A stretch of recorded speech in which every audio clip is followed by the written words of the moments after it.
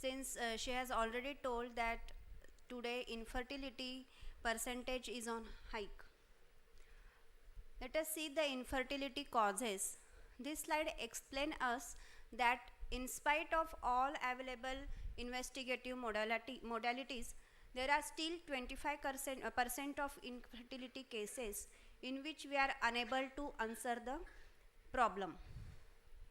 So I'll request Dr. Ingre to highlight certain causes of infertility which are commonest one which you come across, with special emphasis on hormonal disturbances.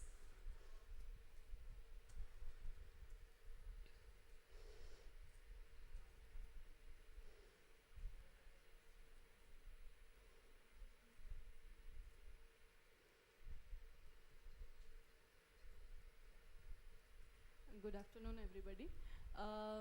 As in respect with the hormonal problems in the female for the fertility, everybody is aware of the polycystic ovarian syndrome, and in that definitely what is more important is the LH rise.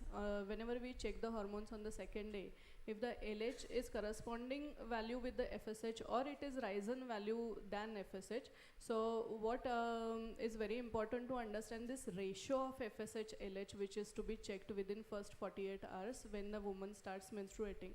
And second hormonal problem what we know very commonly is the thyroid value.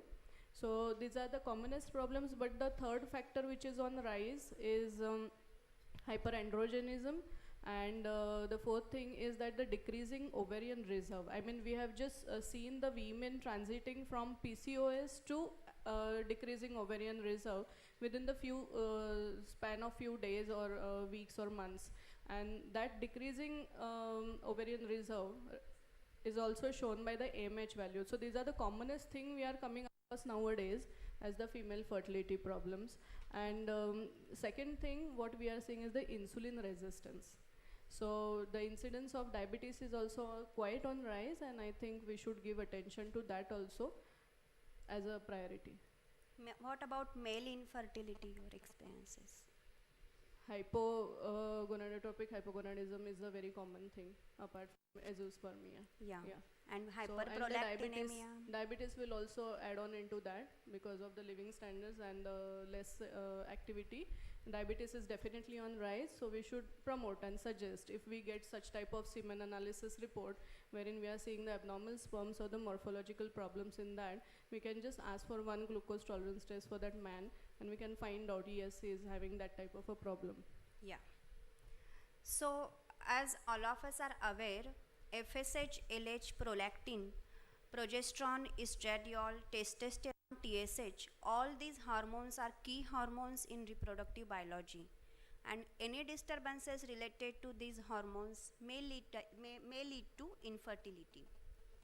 This we are very well familiar with the hypothalamus pituitary gonadal axis and various interaction of these, that hypothalamus secrete gonadotropin releasing hormone which acts on pituitary gland secretes FSH and LH which acts on ovaries or testes, and this secretes ovaries secrete estrogen, and then it also secretes inhibin which has negative effect on FSH.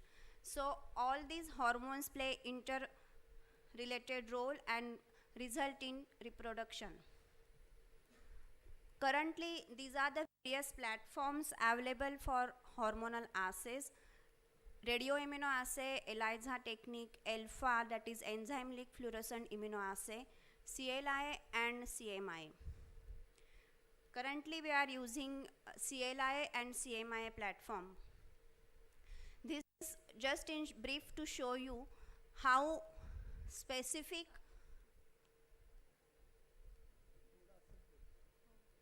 how these hormonal assays are highly specific with good sensitivity and wide assay range. As a pathologist, we should be aware of assay characteristics.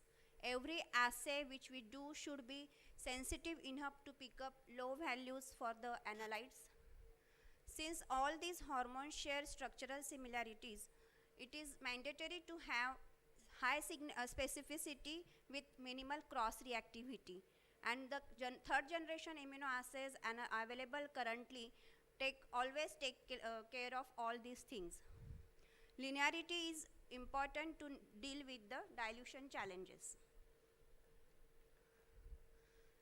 For any hormonal assay, overall performance depends upon sensible lab management, skillful operator, renewal and kit reagent changing protocol, and comprehensive internal and external quality assessment program.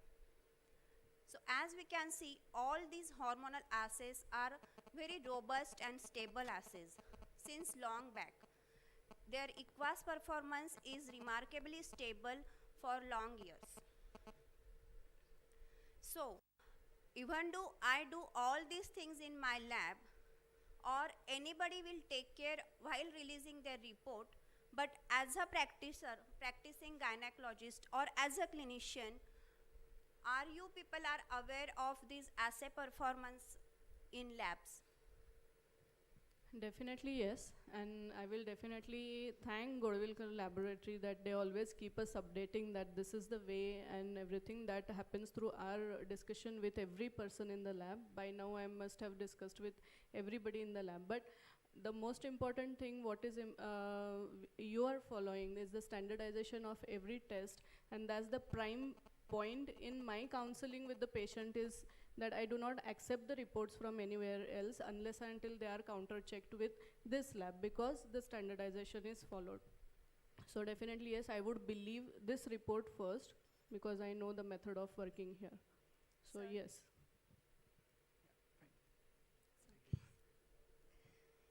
Yeah. But in spite of doing all these assay performances with good sensitivity, specificity, there are certain challenges in infertility testing. Like while doing E2 level monitoring, that is estradiol level monitoring, then some interferences related with prolactin assays, there can be issues, there are technical issues with AMH assays. So I'll take you through journey of all these things eventually.